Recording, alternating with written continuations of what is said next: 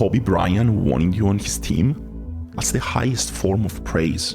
That's your ticket to the NBA, right?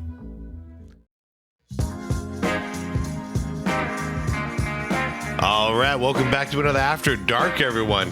Hope you all having a good night so far. Hope you guys had a wonderful day. So we're continuing down the list of the oldest members videos, and this is the next one in line. And I'm actually very intrigued by this one. It's going to be a little shorter at about 7 minutes and 40 seconds. It's from a channel called The Podcast, and about 985 subscribers. So guys, if you like this video, be sure to go down and subscribe to the channel, because it's a very small channel so far, and this video came out a couple of months ago. So I'm gonna link the original video down below in the description for you guys if you want to go ahead and do that. But this one is intriguing to me. The best player to never play in the NBA. I'm down for learning something new, and I'm assuming I'm about to, so let's go. Guys, we want to give a quick shout out to channel members. I appreciate you guys. I appreciate all these requests, and yeah, we're trucking through it, man, and I'm having a good time. I say let's get right down to business. Yeah, shout out to members, guys. Like the video if you could, and let's rock.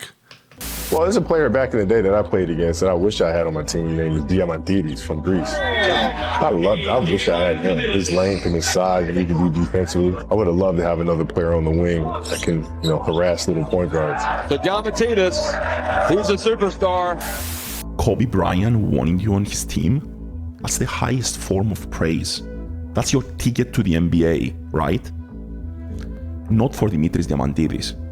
He's the greatest what if in basketball history. Not because he failed, but because he chose a different path. Okay. This is the story of the best player to never play in the NBA. This is the story of Dimitris Diamantidis. Diamantidis.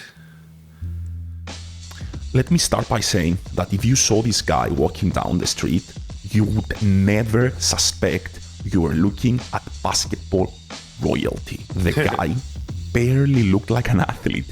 He had the posture of a tired accountant and the hairline of a middle-aged dad. But that unthreatening frame was the perfect setup in an era where basketball was becoming obsessed with speed and athleticism. Diamantidis was cerebral. He played the game in slow motion. He was Luka before Luka. Come on, guys. I want to know who wins. Kids. He understood that you didn't need to be faster than your opponent if you were already standing where they wanted to go. His nickname? 3D.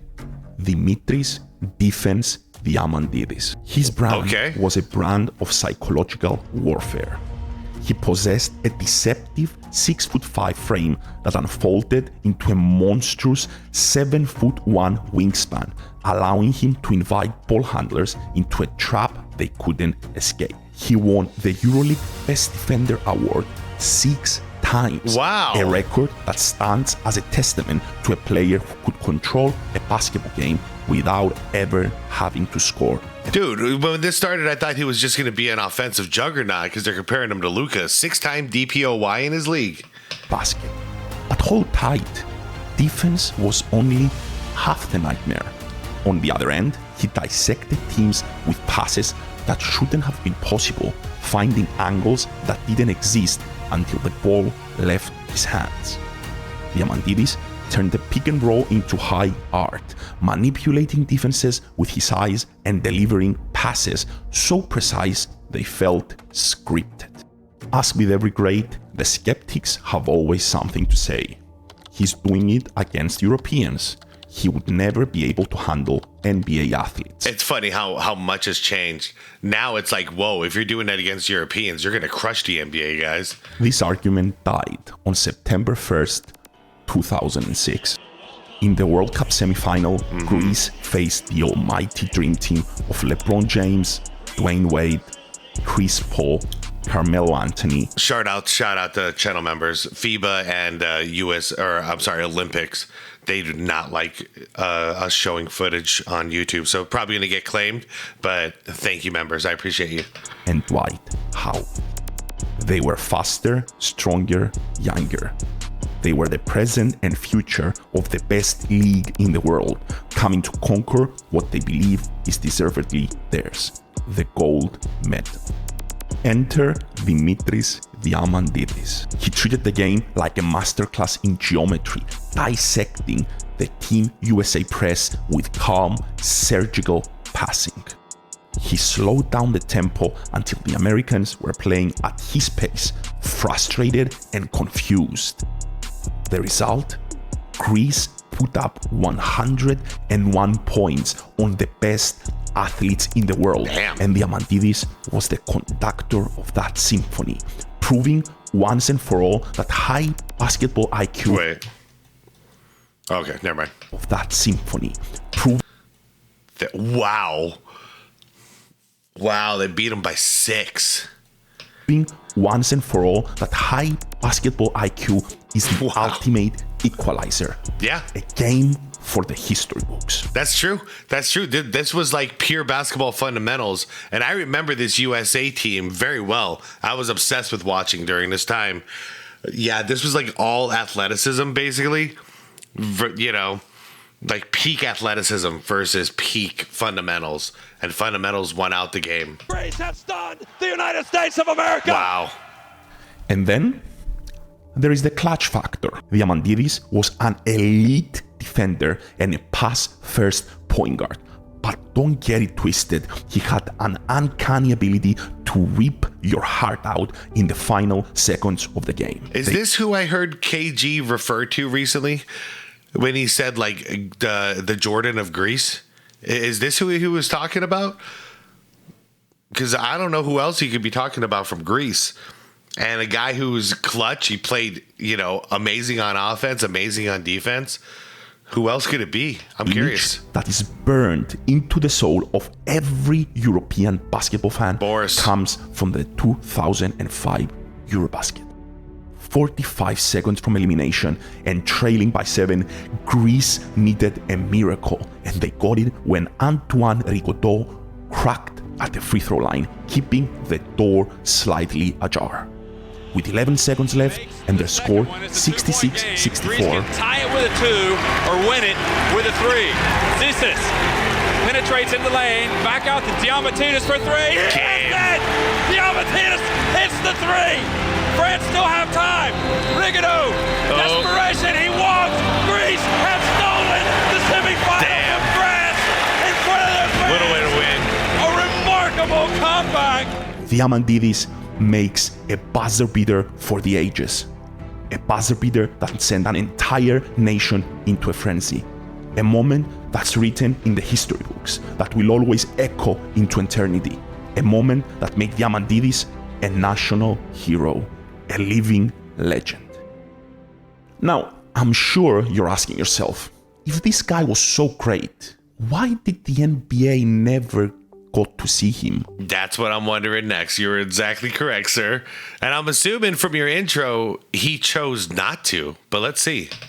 Why did such a talent never cross the Atlantic? Well, the answer is that Diamandidis understood something that modern sports has largely forgotten.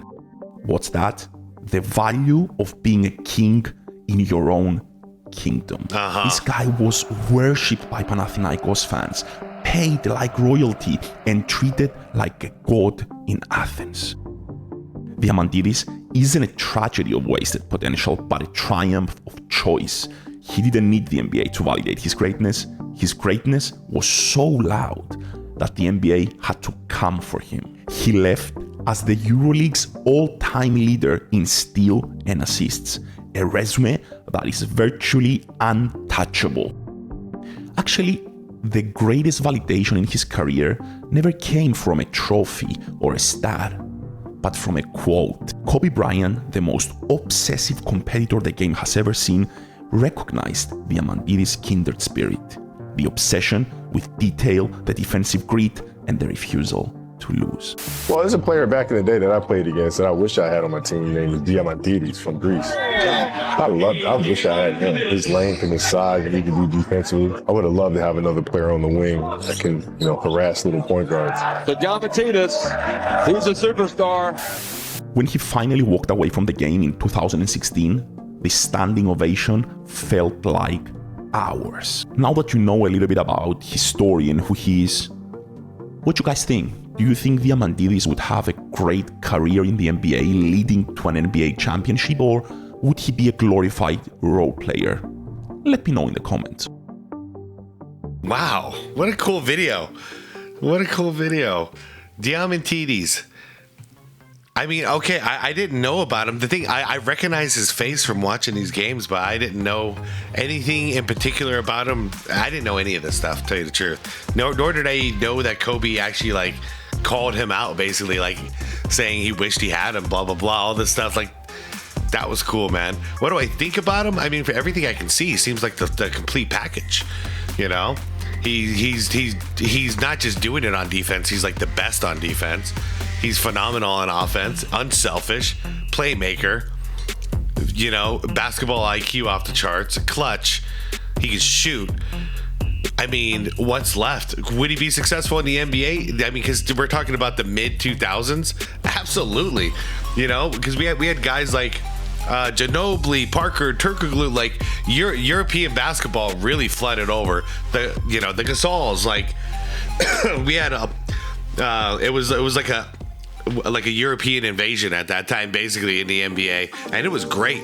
These guys were fitting right in and becoming like crucial parts of teams. And now we're at the point where these guys are leading teams, and actually they're leading the NBA, which is pretty incredible. So I think it would have been just fine. However, would he be on that god tier level like he was in Greece? I don't know.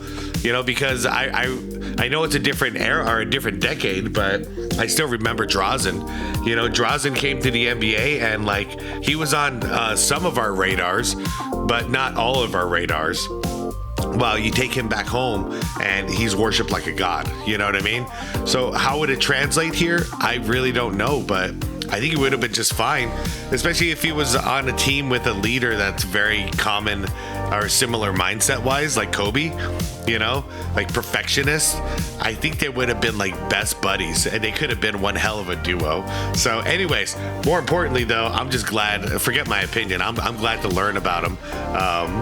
That's another player out there in the world that I had no idea how great he was and what kind of a legacy he's leaving behind. So once again, for the last time, thank you, channel members, for sending me stuff like this to not only learn but to react to, and hopefully share with a larger audience as well. And that'll just increase the education on this guy, you know. So anyways, guys, thank you so much. Curious what your thoughts are from what you heard and what you saw. I think he would have been just fine wherever he was going to play, tell you the truth. Real hoopers like this can hoop no matter what, as long as they're given the license to do so. You know, that's the only thing that can stop him, is having a coach that would just basically take away his skills. You know, last thing I'll say is it reminds me of Ginobili, his rookie year, because there was a crossroads happening there. You'll hear Popovich and Ginobili, they joke about it now, you know, but you know, Pop hated the way Ginobili played in the beginning. You know, he would always call out all these wild things because, you know, the Spurs were a very structured system, and you have this just wild animal out there just like improvising. He's like he's playing jazz out there, and everyone else is playing like a tight 4-4. But yeah, so like Pop would always ask him, like, what the hell are you doing, Manu? And he was just like, I don't know. I am Manu. This is what I do. You know, like Popovich, he had two choices. One, accept him for who he is and trust him. Or two, like, break him, you know, break him into the system. And thankfully with that one, Popovich recognized the talent and said, all right, you do Manu, and let's hope for the best. And then we got to see one of the most creative, unique basketball players of all time fully unleashed, and especially him coming off the bench, super unleashed to just kind of run the offense and do his thing. And I mean, look at the success they had because of it. So I think a lot of it would depend on the coach. I know Drazen, his first stint in the NBA, not his first stint, but his first team, he didn't get that green light to play. And it wasn't until he got traded and he was playing on the second team that he actually got that green light, you know. But it takes a coach that can see, that have the vision to say, okay, I have to trust you you're different, you know, and we want to welcome that different, because if we can't predict it, there's no way the opponent's going to be able to predict it. You know what I mean? Anyways, guys, that's the last thing I wanted to say. I'll see you all later. Like the video on the way out if you could. Subscribe if you want more content like this. And most importantly, is to be water, my friends.